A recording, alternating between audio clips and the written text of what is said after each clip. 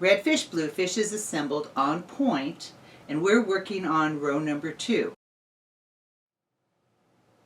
There are 2 assembly blocks that are included with Redfish Bluefish. One is for assembling 1 block at a time, and the second is for assembling 2 blocks at a time.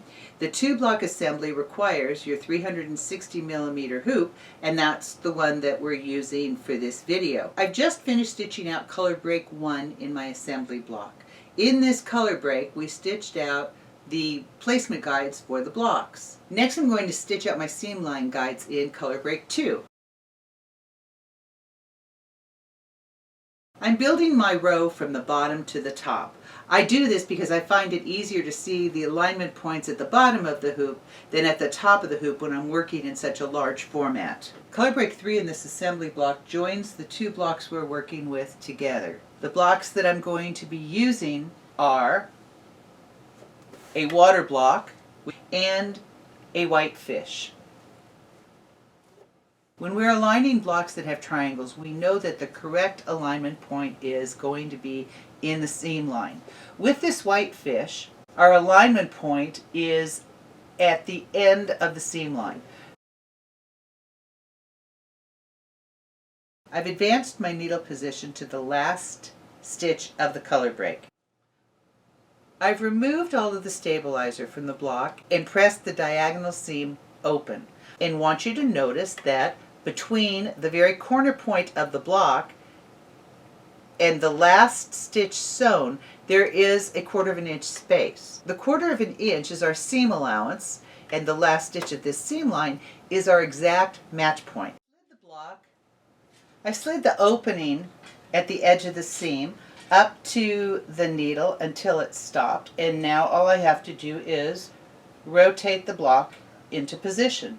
I'll check around all 4 sides to make sure that my block is centered and straight. When I'm satisfied with the positioning, I'm going to pull my needle back up, backtrack a few stitches, and then tack the block in position.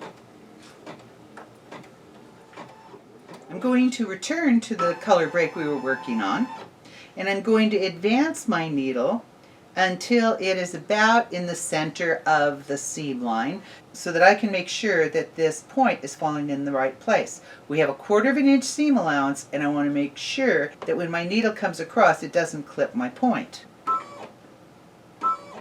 Now that I'm at the point, I drop my needle and I can tell we've got just a couple of threads between the edge of the point and where the needle's dropping. That should give me enough space to allow the stitch seam to open and still have the entire point of the triangle visible. So I'm going to raise my needle and back it up a few stitches and tack it in place. I'm going to return to the first stitch in the color break, and I'm going to position my water fabric. Because there's no triangles in the water fabric, all I need to do is follow the stitch placement guide. And now I'm ready to sew out the next color break, which is going to join the seams.